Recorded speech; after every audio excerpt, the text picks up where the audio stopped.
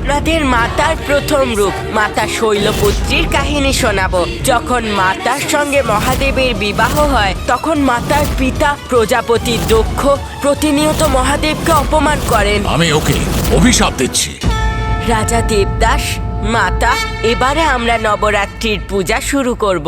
সবার আগে আমরা কলস স্থাপন করব। কাশীর পবিত্র ভূমি থেকে মাটি নিয়ে একটা বেদি বানাবো।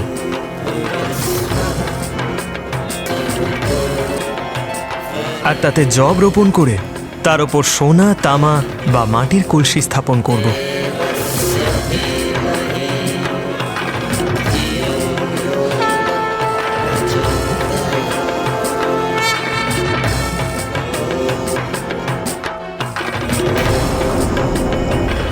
এবার আমরা মাতা আদিশক্তির পার্থিব বিগ্রহের রচনা করব। মণিকর্ণিকা ঘাটের মায়ের পবিত্র মন্দির আর বিশ্বনাথ মন্দির থেকে নেওয়া পবিত্র মাটি দিয়ে আমরা মাতার শ্রী বিগ্রহ রচনা করব।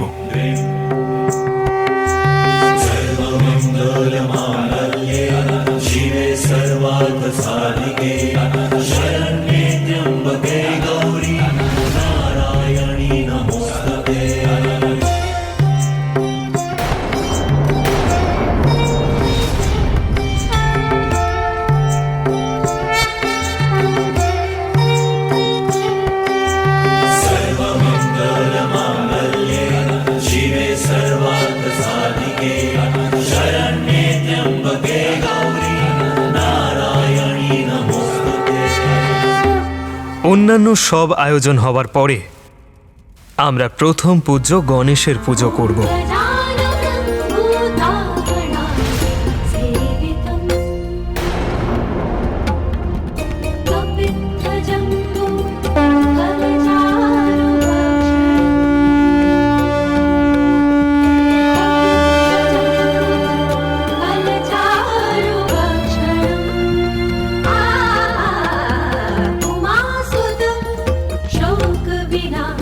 ओम गण गणपतये नमः।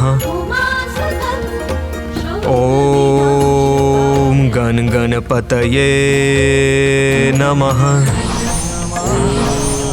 ओम गणपतये नमः। ओम गण गणपतये नमः।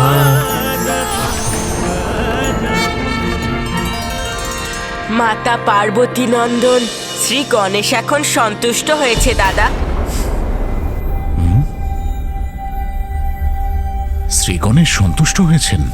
এটা আপনি কেমন করে জানতে পারলেন? আমার কেবল অনুভূতি হলো মাতার সঙ্গে নবগ্রহ এবং ষোড়শ মাতৃকারও পূজা করা হয়, কিন্তু সবার আগে মাতা আদিশক্তির স্বরূপ যাকে মানা হয় সেই কুমারী কন্যাদেরও পূজা করা অনিবার্য। সেই কন্যা 4 বছর বয়স থেকে 10 বছরের বয়স অবধি হওয়া উচিত, কারণ এটাই মানা হয় যে এই বয়সী কন্যাদের মধ্যেই শক্তিরূপিণী স্বয়ং মাতা আদিশক্তি থাকেন। তাহলে কি আমরা কন্যাদের পূজা করব? হ্যাঁ মহারাজ, এই 9 তিথিতে প্রত্যেক তিথিতে আমরা এক একটি কন্যার পুজো করব। এ তো অতি উত্তম, কারণ নারী সমাজের শক্তির কেন্দ্র। বলা হয় যেখানে নারীর পূজা হয় সেই স্থান স্বর্গের সমান। কিন্তু ব্রাহ্মণদেব, আমাদের তো কোনো কন্যা নেই, আর আমাদের রাজভবনে কোনো অল্প বয়সী কন্যাও নেই। তবে আমরা কুমারী পূজা কি করে করব?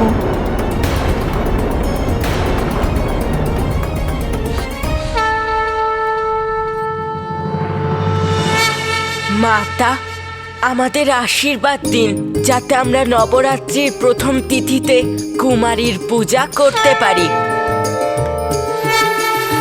নিশ্চয়ই পুত্র। श्वेते वृषे समारूढा श्वेताम्बर धरा शुचिः महागौरी शुभं दद्यात् महादेव प्रमोदया महादेव प्रमोदया। প্রণাম মাতা, প্রণাম মহারাজ।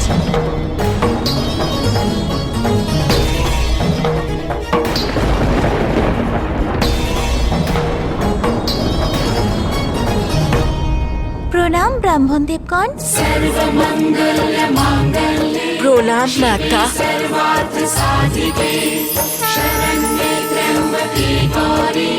প্রণাম মা। এই বালিকা এখানে নিজে থেকে কি করে আসলো? ও কি করে জানলো? এমনি আমি জানতে পারলাম। এটাই তো মাতার লীলা। উনি নিজের পূজার জন্য নিজেই সকল ব্যবস্থা করলেন। এবার কুমারী পুজো শুরু হওয়ার শুভ সময় হয়ে এসেছে।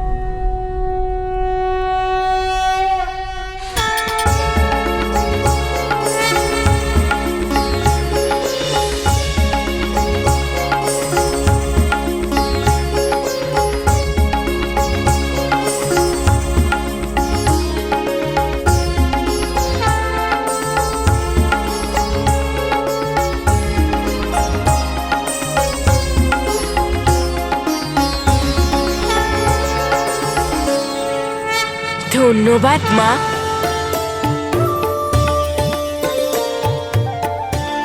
শ্রী গণেশ, নবরাত্রির প্রথম তিথিতে আমি মায়ের 9 রূপের কাহিনী শুনতে উৎসুক হয়ে আছি। তাহলে শুনুন রাজা দেবদাস, নবরাত্রিতে মায়ের 9 রূপের পূজা করা হয়।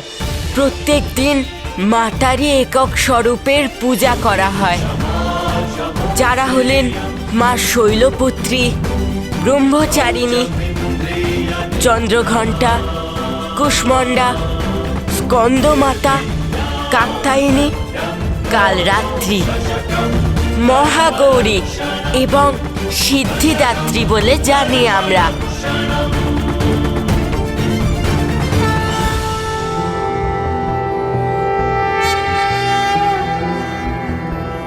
प्रथमं शैलपुत्री च द्वितीयं ब्रह्मचारिणी तृतीयं चन्द्रघण्टेति कूष्माण्डेति चतुर्थकं पञ्चमं स्कन्दमातेति षष्ठं कात्यायनीति च सप्तमं कालरात्रीति महागौरीति चाष्टमं नवमं सिद्धिदात्री च नवदुर्गाः प्रकीर्तिताः।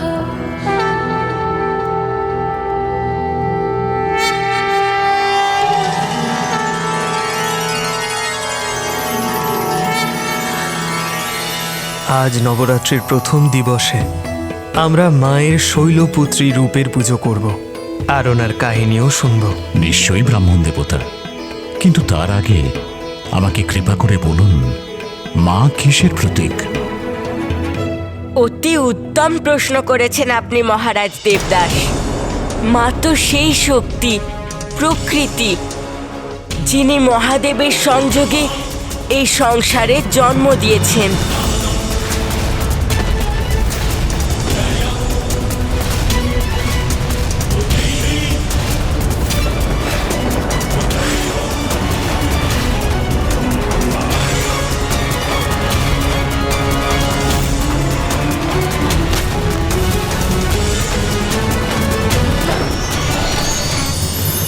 পরিস্থিতি অনুসারে মাতাই মহাদেবের রৌদ্র রূপকে আহ্বান জানান,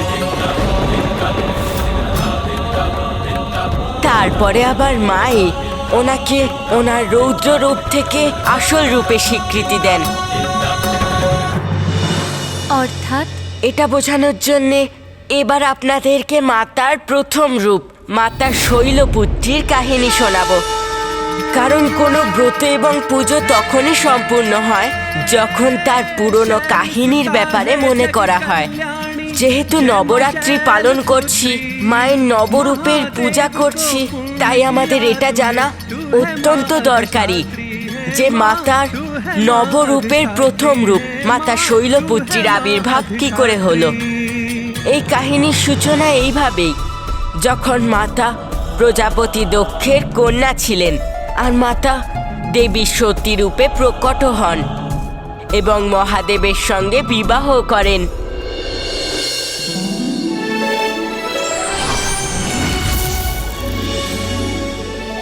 প্রণাম ব্রহ্মদেব। প্রণাম নারায়ণ। আমি ভৃগু ঋষি। সমগ্র সবার পক্ষ থেকে দণ্ডবত হয়ে আপনাদের স্বাগত জানাচ্ছি। প্রণাম ঋষি ভৃগু। প্রণাম ঋষি ভৃগু।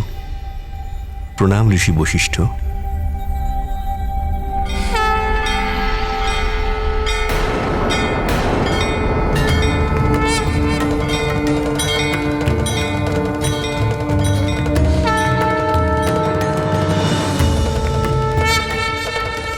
আমি তো ভেবেছিলাম মহাদেব এখানে আসবেন না, কিন্তু এ তো বিপরীত হয়ে গেল।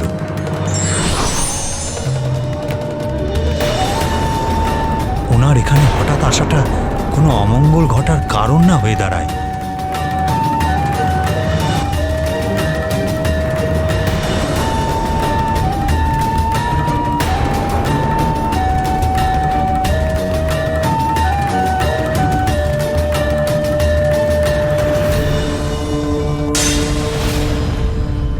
মহাদেবের সাক্ষাৎ দর্শন লাভ করে আমি ধন্য হয়ে গেলাম। ঋষি বশিষ্ঠ, আপনি আমাকে এই বিশিষ্ট জ্ঞান সভায় আমন্ত্রণ জানিয়েছেন। এটা আমার কাছে অত্যন্ত সম্মানের।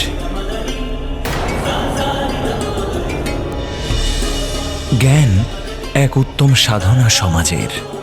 জ্ঞানের আধার বৃহৎ। আমার মনে হয় বাস্তবিক জ্ঞানী তিনি, যার তত্ত্বজ্ঞান আছে। তত্ত্বজ্ঞান অর্থাৎ ঈশ্বর পরিচিতি। এ কথা আমাদের বেদশাস্ত্রেও লেখা আছে যে তত্ত্বজ্ঞান থাকলে তবেই যোগীর আত্মবোধ হয়, যার ফলস্বরূপ তিনি পরমাত্মার সাথে একাকার হয়ে যান।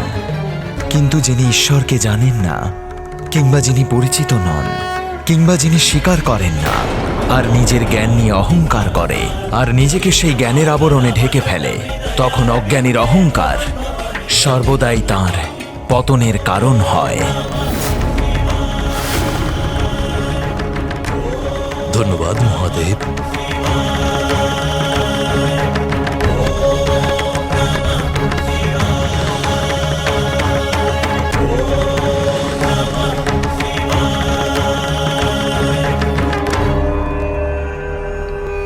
মহাদেব আজকের সভার বিষয় নির্ধারণ করেই দিয়েছেন, আর সেটা হলো তত্ত্বজ্ঞান। ব্রহ্মদেব, দয়া করে এই বিষয়ে আপনিও মতামত ব্যক্ত করুন। প্রজাপতি দক্ষ, যাকে ব্রহ্মদেব ব্রহ্মাণ্ডের অধিপতির পদে স্থাপিত করেছেন, তিনি আসছেন।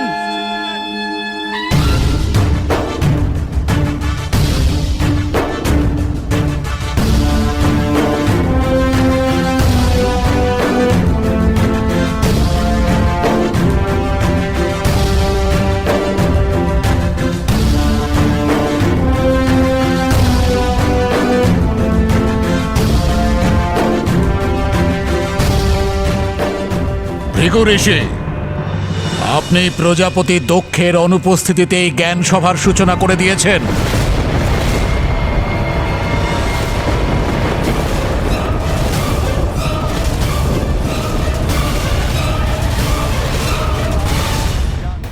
আমি এই কুলহীন কুসংস্কারী শ্মশানের অধিবাসীকে অভিশাপ দিচ্ছি।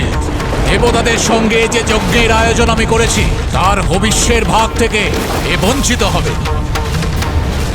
দক্ষ, welcome to Bitten World. How may assist you? নতুন ফ্ল্যাটের জন্য একটা স্ট্যান্ড ফ্যান আর কুলার নেব। এই পচা গরম থেকে একটু স্বস্তি চাই। বাজার চলতে সব ব্র্যান্ড আর ভরসাযোগ্য নয়। তার জন্য তো আমাদের ফ্যান আছে, all purpose bullet table fan, ceiling fan. আমাদের সিলিং ফ্যান কিন্তু 30 মাসের ওয়ারেন্টি সহ পাওয়া যায়। আছে ফারাটা 2 বছরের ওয়ারেন্টি, 17 থেকে 20 মিটার এয়ার ফ্লো, মধ্যবিত্তের সাধ্যের মধ্যে একমাত্র ভরসাযোগ্য ব্র্যান্ড বিটেন। আমাদের কুলারের কিন্তু অনেক range, 45 litres, 50 litres, 70 litres, 90 litres, 110 litres. Honeycomb সহযোগে বিটেনের সব কুলারের ওয়ারেন্টি 1 বছর। চেনা হাওয়ায় অচেনা অনুভূতির জন্য একমাত্র আদর্শ বিটেন। গরমে স্বস্তি পেতে বিটেনের ফ্যান হোক বা কুলার, আজই আনুন বাড়িতে। Beaten, digitally yours.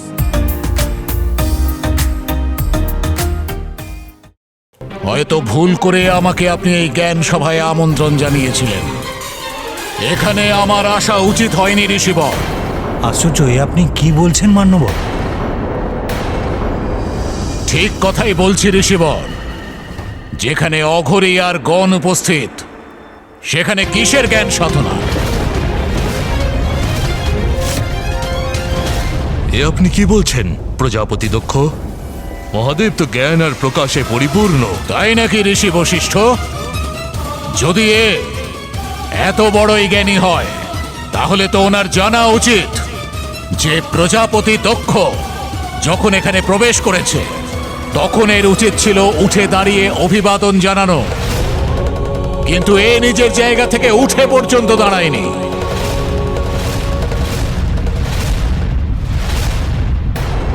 দক্ষ, নিজের স্থান থেকে আমিও তো উঠিনি, আর আমিও আমার স্থানে স্থিত রয়েছি। ব্রহ্মদেব, আপনি আমার পিতা। আপনি যদি আমার সম্মানে উঠে না দাঁড়ান, তাহলে তা অনুচিত নয়। আর নারায়ণ, আপনি তো আমার আরাধ্য দেবতা। আপনার সম্মান করা আমার কর্তব্য, কিন্তু এই অঘরীকে নয়। তবুও দেব মহাদেব তো তোমাদেরই জামাতা। সেই দুর্ভাগ্যপূর্ণ সত্য আমাকে স্মরণ করিয়ে দেবেন না পিতা। এ আমার কন্যার প্রতি অবশ্যই হতে পারে, কিন্তু আমি কখনোই একে নিজের জামাতা বলে স্বীকার করিনি। এ ছল করে আমার পরিবারে প্রবেশ করে আমার কন্যাকে বিবাহ করেছে। তাতেই কি এ আমার সমান সম্মানের অধিকারী হলো? কখনোই নয়।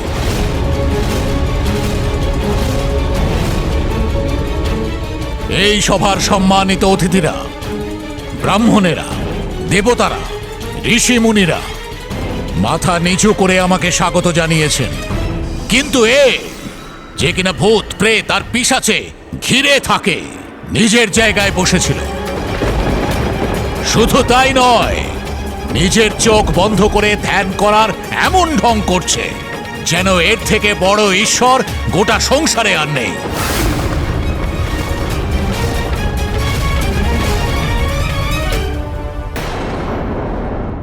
আমি এই কুলহীন কুসংস্কারী শ্মশানের অধিবাসীকে অভিশাপ দিচ্ছি।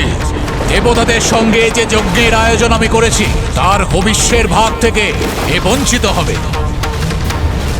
দক্ষ,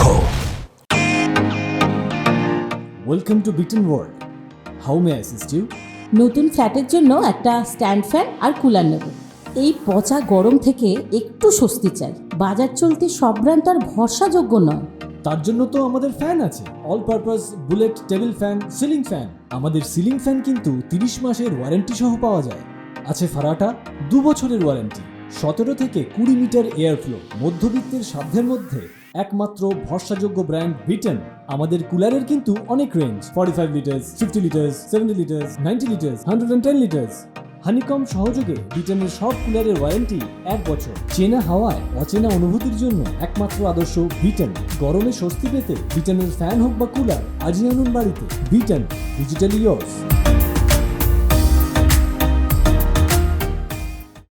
এই অঘরী, নিজের চোখ খোলো আর উঠে দাঁড়াও, আমাকে প্রণাম করো।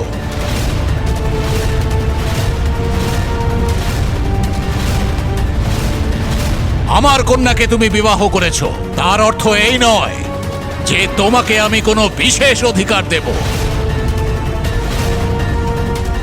শ্মশানে যার বসবাস, সেই নির্লজ্জকে আমার সামনে নিজের আসনে উপবিষ্ট থাকতে লজ্জা করে না? প্রজাপতি হওয়ার সুবাদে আমাকে এর এই ঔদ্ধত্য প্রকাশের শাস্তি তো অবশ্যই দিতে হবে।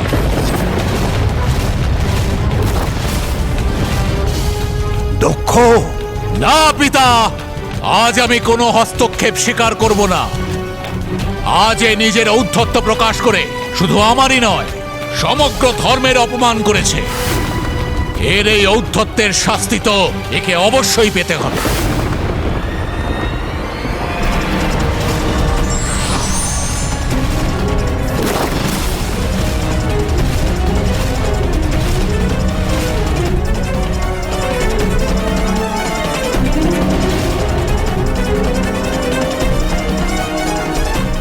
এর অভিশাপ পাওয়া উচিত। আমি এই কুলহীন, কুসংস্কারী, দুষ্ট প্রবৃত্তির, শ্মশানের অধিবাসীকে অভিশাপ দিচ্ছি। দেবতাদের সঙ্গে সংঘটিত হতে চলা এই যজ্ঞে ভবিষ্যের ভাগ থেকেও এ বঞ্চিত থাকবে।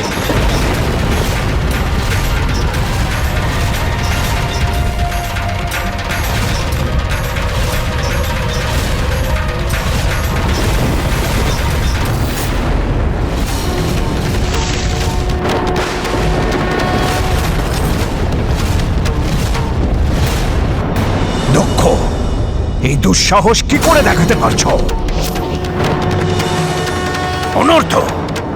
অনর্থ ঘটিয়েছ তুমি। কেমন মূর্খ আপনি, যিনি সমস্ত বেদের সৃষ্টিকর্তা, ওনাকেই আপনি যজ্ঞস্থান থেকে বঞ্চিত করছেন। যাকে স্মরণ করা মাত্রই সব রকমের যজ্ঞ সফল হয়ে যায় এবং সব তীর্থস্থান পবিত্র হয়ে যায়, আপনি তাকেই যজ্ঞ থেকে বঞ্চিত করলেন। ঔদ্ধত্যের আসল পরিচয় তো আপনি দেখিয়েছেন, প্রজাপতি দক্ষ। ক্ষমা করবেন ব্রহ্মদেব, কিন্তু আপনি কোন মূর্খকে আপনি প্রজাপতি স্থানে অধিষ্ঠিত করেছেন, যার কিনা শিবের এবং ওনার মহিমার কোনো ধারণাই নেই। থামো! ঘৃণা করি সেই স্থানকে, আর সেই স্থানে যেতে যেখানে তুমি, তোমার অন্য গণেরা আর তোমার এই অঘরী প্রভু উপস্থিত থাকেন। যেমন প্রভু হয়েছে তেমনি তার গণেরা অভদ্র, অসভ্য, অহংকারী। আমি তোমাদের সবাইকে অভিশাপ দিচ্ছি, তোমরা সবাই বেদ থেকে বহিষ্কৃত হবে, বেদের পথ থেকে ভ্রষ্ট হবে। ঋষি মুনিরা তোমাদের ত্যাগ করবেন। তোমরা সবাই হাড় কঙ্কালের অলংকার পরে মদিরা পানে ব্যস্ত থাকবে। সমস্ত গণকে আমি এই অভিশাপ দিলাম।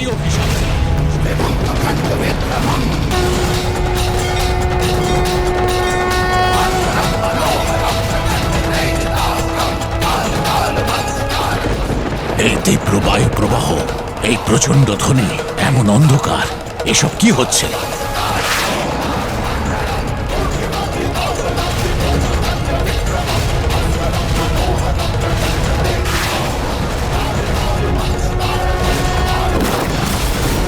তাহলে কি এই সময় মাতা শৈলপুত্রী এলেন? প্রজাপতি দক্ষ এবং মহাদেবের মধ্যে যা কিছু হয় তা সব মায়েরই লীলা ছিল, এবং তারই পরিণাম স্বরূপ হতে চলেছিল মাতা সতীর পুনর্জন্ম। আপনি পরের কাহিনী শোনার জন্য যতটা আগ্রহী মহারাজ দেবদাস, তার থেকে অনেক বেশি আগ্রহী আমি তা বলার জন্যে যে আপনি পিতাকে মাতার থেকে এবং কাশী থেকে বিচ্ছেদ করে কত বড় ভুল করেছেন। আর এর সঙ্গে আপনি এটাও জানতে পারবেন যে আপনার জীবনে আর 10 দিন বাকি।